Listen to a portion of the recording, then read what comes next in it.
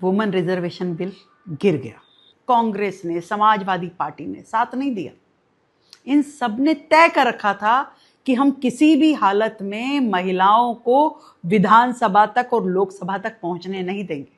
कुछ भी कहा, कभी कहा कास्ट के ऊपर दो, कभी कहा रिलीजन के ऊपर रिजर्वेशन होना चाहिए, कभी कहा कि 543 पे क्यों नहीं हो रहा, कभी कह रहा है कि 850 पे क्यों हो रहा है, कभी डिलिमिटेशन, कभी परिसीमन। पर सच्चाई ये है कि ये लोग चाहते ही नहीं है कि देश की आधी आबादी 70 करोड़ महिलाएं सदन तक पहुंचे।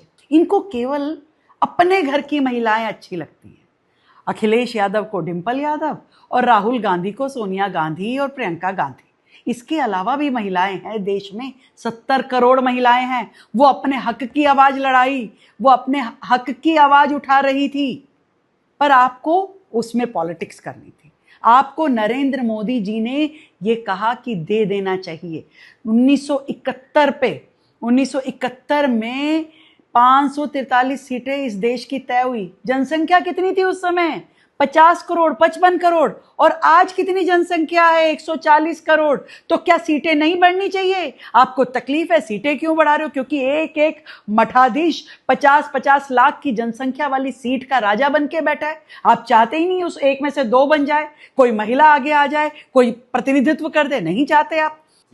क्यों 1971 की जनगणना पे आधारित 543 सीटें हम लेकर के बैठे हैं? कंपैरिजन तो बहुत बड़ी बड़ी कंट्रीज के साथ में करते हैं। आज उनमें रिप्रेजेंटेशन देखिए, वहां महिलाओं का कहीं 50%, कहीं 40%, उससे ज्यादा रिप्रेजेंटेशन है। अपने देश में नहीं देना चाहते, हमारे देश की महिलाओं को आगे नहीं आएंगे। सब रूढ़िवादिता है।